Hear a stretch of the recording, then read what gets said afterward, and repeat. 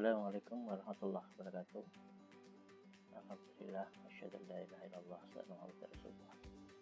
Ya, pada hari ini kita akan membahas tentang apa itu persamaan diferensial. Mungkin harus kita awali dari bagaimana hubungan antara persamaan analitik dari persamaan diferensial tersebut. Channel ini adalah sebuah channel komputasi Indonesia yang kita akan membahas tentang hal-hal yang berhubungan dengan komputasi, hal-hal yang berhubungan dengan komputer sampai kecerdasan buatan. Jadi mulai dari yang paling rumit hitungannya sampai ke hal-hal yang berbau prediksi, berbau sistem cerdas. Silahkan untuk mengikuti channel komputasi Indonesia. Oke, kita akan masuk pada halaman berikutnya, yaitu kita akan membahas tentang persamaan diferensial parsial. Untuk membahas persamaan diferensial parsial, maka kita tahu bahwa sebenarnya persamaan numerik itu adalah persamaan yang membantu analisa analitik apabila analisa analitik ini sedang kesulitan untuk mendapatkan solusinya. Biasanya orang kalau misalkan analisa analitiknya sudah bisa terselesaikan, maka tidak membutuhkan numerik. Dikarenakan apa? Dikarenakan numerik itu dikatakan aproksimasinya jauh lebih tidak baik dibandingkan dengan analitik. Itu yang menyebabkan analisa pertama itu adalah analitik. Jadi biasanya sebuah persamaan apabila bisa diselesaikan secara analitik, maka tidak diperlukan numerik. Nah, seringkali ketika analitik itu sudah kesulitan, biasanya ketika kita berbicara syarat batas, yang syarat batasnya sudah tidak sederhana lagi bentuknya, maka persamaan numerik menjadi bagian dari solusi. Oke, kita masuk ke bagaimana menganalisa persamaan analitik dari persamaan diferensial parsial. Persamaan diferensial parsial beda dengan persamaan diferensial biasa, yaitu karena dia bersifat parsial ya. Jadi nanti pada sesi yang lain kita akan membahas tentang apa itu persamaan diferensial parsial dan apa itu persamaan diferensial biasa. Tapi pada kali ini kita akan membahas tentang bagaimana persamaan diferensial parsial. Nah, persamaan diferensial parsial itu secara umum adalah sebagaimana yang ada di persamaan yang ada di atas ini. Ada A, B, C, D. Begitu A itu Du2U X kuadrat dan seterusnya. Begitu, maka disepakati, ada sebuah kesepakatan umum. Jadi sebenarnya kalau misalkan nilai B kuadrat min 4AC-nya lebih kecil dari 0, maka persamaan itu adalah dikategorikan sebagai persamaan eliptik. Persamaan itu dikatakan sebagai parabolik apabila B kuadrat itu sama dengan 4AC atau B kuadrat min 4AC sama dengan 0. Nah, demikian juga persamaan itu akan disebut sebagai persamaan hiperbolik apabila B kuadrat min 4AC nilainya lebih besar daripada 0. Tiga kategori ini yang seringkali dijadikan sebagai kategori standar bagaimana persamaan diferensial parsial. Kita lanjut pada slide berikutnya. Nah, kalau misalkan kita detailkan masing-masing contohnya, yaitu kalau misalkan persamaan hiperbolik, salah satu contoh persamaan hiperbolik itu adalah persamaan gelombang. Jadi kalau misalkan kita punya persamaan gelombang, maka persamaan itu kategorinya adalah persamaan hiperbolik. Karena persamaan itu B kuadrat min 4AC-nya itu lebih besar daripada 0. kita lanjut. Nah, setelah kita membahas hiperbolik, maka kita membahas parabolik. Nah, ketika di persamaan parabolik ini, contohnya adalah persamaan Schrödinger, yaitu persamaan yang membahas tentang dinamika partikel elementer. Biasanya ketika kita membahas tentang dinamika elektron, maka persamaan Schrödinger itu dipakai. Begitu. Selain itu kita punya persamaan difusi yang juga termasuk sebagai persamaan parabolik. Persamaan difusi dan persamaan Schrödinger ini disebut sebagai persamaan yang dikategorikan sebagai persamaan parabolik. Persamaan difusi adalah persamaan yang penjalaran panas, misalkan begitu ya.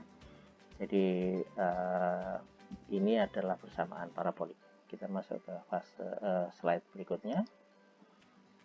Untuk persamaan eliptik itu yang terkenal ada 3 persamaan, yaitu persamaan Poisson, persamaan Laplace, dan persamaan Helmholtz.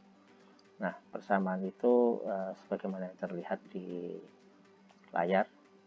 Jadi ada yang sama dengan 0, ada yang sebagai fungsi XY itu, kemudian ada yang hanya sebagai dia adalah sebuah fungsi lambda kali U, fungsi Helmholtz gitu. Jadi nanti akan kita coba detailkan satu persatu persamaan ini untuk kemudian diselesaikan secara numerik. Tapi sebelum kita bicara numerik, maka kita bicara bagaimana persamaan analitik. Sebenarnya persamaan analitik dan persamaan numerik itu kalaupun misalkan tidak dikategorikan, tidak dikelompok-kelompokkan menjadi eliptik, parabolik maupun hiperbolik, itu sebenarnya sudah langsung bisa diselesaikan secara numerik. Cuma biasanya supaya mempermudah mendefinisikan, maka beberapa orang akan menginformasikan bahwa ini adalah kasus numerik untuk persamaan apa, persamaan hiperbolik, persamaan parabolik, atau persamaan eliptik. Seringkali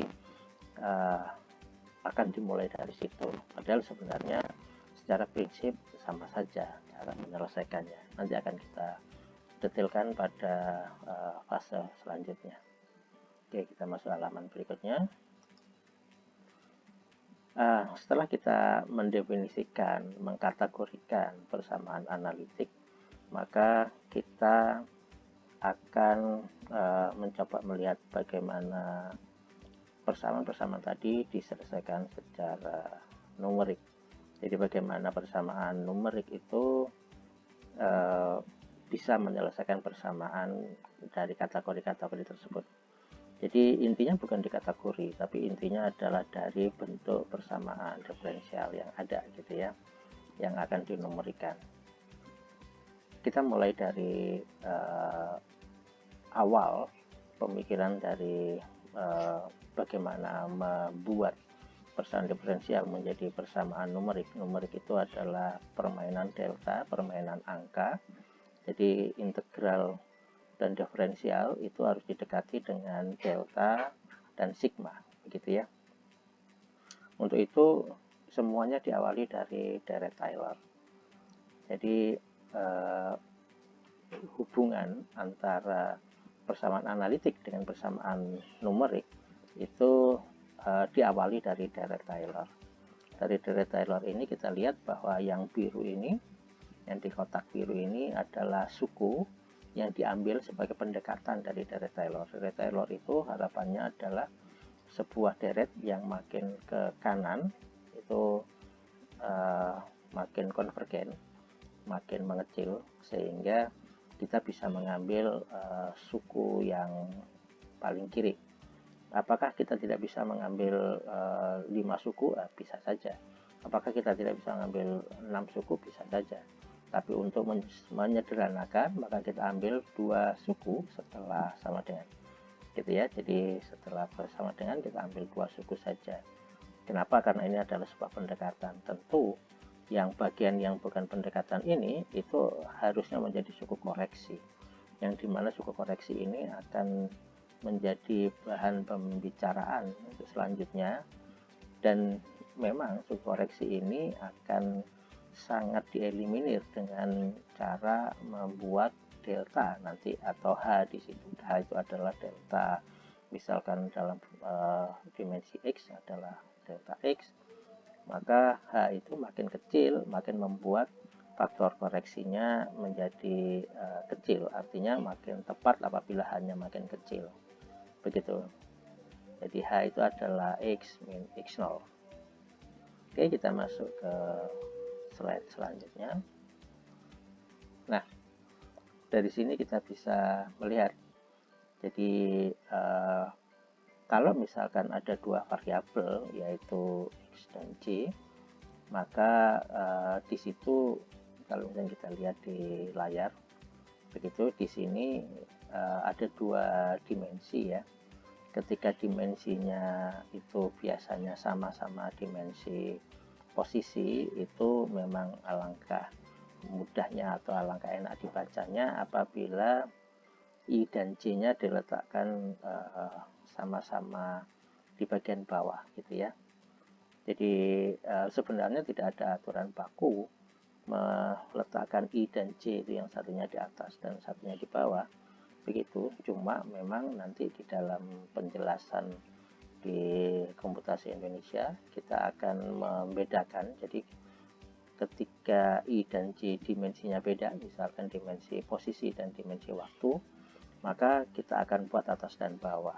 Jadi kalau misalkan sama-sama dimensi posisi, kita akan letakkan sama-sama ada di bawah, begitu ya. Nah, ini sebenarnya tidak ada aturan bakunya, cuma akan menjadi lebih mudah memahami makna daripada soal. Jadi kita bukan hanya sekedar menyelesaikan soalnya, tapi harus memahami makna fisis dari yang akan dianalisa. Begitu, oke. Dari sini kita bisa melihat ada penyederhanaan simbol, kemudian kita bisa tahu bahwa do X itu didekati dengan cara seperti itu. Jadi kalau misalkan do X, maka yang bergerak adalah I, karena I itu adalah variabel X. Begitu. Jadi kalau misalkan ini adalah gambaran simbol-simbol yang mungkin nanti akan mempermudah cara penulisan, menyederhanakan penulisan gitu ya. Oke, kita masuk slide berikutnya. Ini juga adalah mekanisme mengkonversi antara analitik menjadi numerik, begitu. Jadi kalau misalnya kita punya do X atau kita punya do Y, maka yang bergerak mana, begitu. Jadi kalau misalkan do Y, maka yang bergerak itu adalah J. Kalau misalkan do X, maka yang bergerak itu adalah X, begitu. Seperti yang tadi sudah kita diskusikan, bahwa atas dan bawah ini sebenarnya kita ingin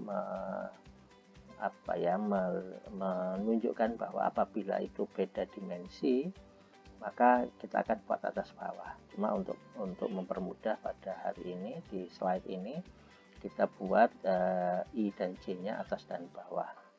Kalau misalnya kita anggap X dan Y itu adalah sama-sama dimensi posisi, dimensi dan satuannya sama, begitu, maka sebenarnya alangkah enaknya apabila diletakkan sama-sama di bawah, begitu ya. Jadi sebagaimana do 2U do X kuadrat, maka I dan J-nya ada di bawah semua. Jadi ini bukan berarti pangkat dan bukan pangkat gitu ya. Jadi ini adalah memang ini adalah indeks matrik gitu, matriknya dua dimensi apabila memang dia punya I dan J. Bisa kita lihat di sini bahwa kalau misalnya do 2U do X kuadrat, maka bentuk mengubahnya menjadi persamaan numeriknya adalah menjadi seperti yang ada di tampilan layar. Begitu juga dengan do 2U do X do Y, maka bentuk dari persamaan numeriknya adalah sebagai berikut, begitu. Ada sebuah pendekatan yang lain bahwa do X itu bisa didekati dengan dua langkah, yaitu UI plus 1 dikurangi UI min 1. Dengan demikian, karena ini dua kotak, maka dibagi dengan dua delta X gitu. Nah, ini mungkin ada strategi-strategi tertentu yang sangat memungkinkan kita akan menggunakan apakah menggunakan dx-nya menjadi 2 delta x, apakah hanya menjadi delta x saja. Itu ada strategi-strategi matematik yang memang nanti akan dibutuhkan ketika di simulasi kita kesulitan untuk mendapatkan u kesekian, ya, u pada posisi x kesekian, begitu. Seringkali nanti strategi-strategi ini akan dimainkan. Begitu. Jadi pada hari ini kita masih membahas bagaimana konversi antara persamaan analitik dengan persamaan numerik. Begitu. Jadi secara garis besar seperti ini. Nah, fase berikutnya adalah setelah kita mengubah, biasanya kita akan berhadapan dengan bagaimana menyelesaikan solusinya. Jadi langkah yang pertama adalah kita harus punya persamaan analitik. Kemudian ketika kita mendapatkan kesulitan untuk menyelesaikan persamaan analitik tersebut, maka persamaan analitik tadi kita ubah menjadi persamaan numerik sebagaimana yang terlihat di layar. Setelah selesai diubah menjadi persamaan numerik, maka kita akan mencoba menyelesaikan dengan beberapa macam metode. Nah, metodenya itu seringkali ini sebenarnya ada banyak metode yang bisa dipakai untuk menyelesaikan, tapi secara umum metode yang akan digunakan di dalam proses menyelesaikan persamaan numerik yaitu metode eksplisit, metode implisit, dan metode Clark-Nicolson. Jadi metode eksplisit itu dengan mengubah seperti begitu. Jadi metode eksplisit itu apabila kita mendapatkan J yang maksudnya J itu adalah yang dicari. Kita akan mendapatkan yang dicari itu dengan data yang sudah kita dapat. Jadi kapan metode eksplisit itu dipakai? Apabila kita mencari data yang belum diketahui itu berbasiskan data yang sudah kita ketahui. Karena semua data yang sudah kita ketahui kita bisa dapat, dan kemudian mencari data selanjutnya dari data yang sudah didapat, maka kita akan menggunakan metode eksplisit. Nah, bagaimana dengan metode implisit? Metode implisit adalah sebenarnya hanya permainan matematik yang menentukan titik mana yang diketahui dan mana tidak diketahui. Cuma di dalam metode implisit itu data yang belum diketahui, titik yang datanya belum diketahui itu ada beberapa posisi. Jadi kalau misalnya di metode eksplisit itu kita mendapatkan kita mencari tahu data yang belum ada berbasiskan data yang sudah ada. Sementara dari metode eksplisit itu data yang belum ada itu cukup banyak. Jadi misalkan ada 3 data yang kita belum tahu, sementara data yang kita tahu ada 3. Nah, itu kita menggunakan metode implisit. Tapi kalau metode eksplisit, data yang belum tahu cuma 1 titik, sementara 3 titik atau 4 titik yang lain kita sudah tahu. Nah, itu metode eksplisit. Biasanya metode eksplisit jauh lebih mudah. Metode implisit biasanya akan diselesaikan dengan matrik karena harus diselesaikan secara simultan. Nah, ada metode yang melakukan pendekatan dari eksplisit dan implisit, yaitu metode Clark-Nicolson. Jadi metode Clark-Nicolson itu adalah sebuah metode yang mencoba melakukan pendekatan bahwa data yang belum tahu, jumlah data yang belum tahu dibandingkan data yang sudah diketahui itu jumlahnya relatif berimbang, itu dengan Clark-Nicolson. Nah, mungkin nanti di dalam fase berikutnya kita akan mendetailkan bagaimana ketiga metode ini. Kalau ada pertanyaan apakah metode ini mana yang lebih baik dan mana yang tidak lebih baik, jadi metode-metode ini punya kelebihan dan kelemahan masing-masing, ya. Jadi metode ini biasanya itu nanti akan dicek stabilitasnya. Jadi misalkan metode eksplisit itu akan stabil apabila nanti akan ada nilai alfa kurang dari 0,5 dan sebagainya. Nah, itu nanti akan kita analisa selanjutnya. Begitu. Jadi Oke, pada tahapan ini supaya tidak terlalu pusing, pada bagian ini kita hanya akan memberikan pembahasan sampai pada titik untuk pemahaman, direnungkan dulu. Jadi bagaimana sebuah persamaan analitik diubah menjadi persamaan numerik. Jadi kalau misalkan memang ini sudah paham bagaimana analitik diubah menjadi persamaan numerik, maka kita akan masuk pada fase selanjutnya. Sedikit saya mereview bahwa analitik itu biasanya menjadi bagian yang dianggap paling benar di dalam analisa hitungan matematik gitu ya. Jadi kalau misalnya kita mendapatkan kasus fisis, maka analitik dipakai sebagai bagian yang dianggap paling benar. Ketika analitik dianggap punya kesulitan, maka numerik lah menjadi bagian dari untuk mencari solusi begitu. Nah, di numerik ini maka ada beberapa macam metode, ada beberapa macam mekanisme yang harus dilakukan. Yang penting adalah bagaimana kita bisa mengubah dari do menjadi sebuah persamaan yang berindeks begitu ya. Jadi sebagaimana halaman sebelumnya, nah ini yang menjadi inti. Jadi bagaimana semua persamaan yang ada do-nya begitu, tidak peduli bahwa apakah ini tidak peduli apakah ini eliptik, apakah ini parabolik, apakah ini hiperbolik. Yang penting ketika kita mendapatkan persamaan, maka kita ubah menjadi persamaan numerik sebagaimana di sini. Nah, kemudian baru kita pikirkan setelah selesai, baru kemudian kita pikirkan apakah kita akan menyelesaikan secara eksplisit, implisit, atau gagasan. Begitu, semoga pemahaman pada hari ini menjadi bisa dipahami. Untuk selanjutnya kita akan masuk pada fase yang lebih detail, yang lebih membahas tentang bagaimana persamaan yang diselesaikan secara analitik untuk beberapa kasus fisis. Terima kasih, semoga manfaat. Wassalamualaikum warahmatullahi wabarakatuh.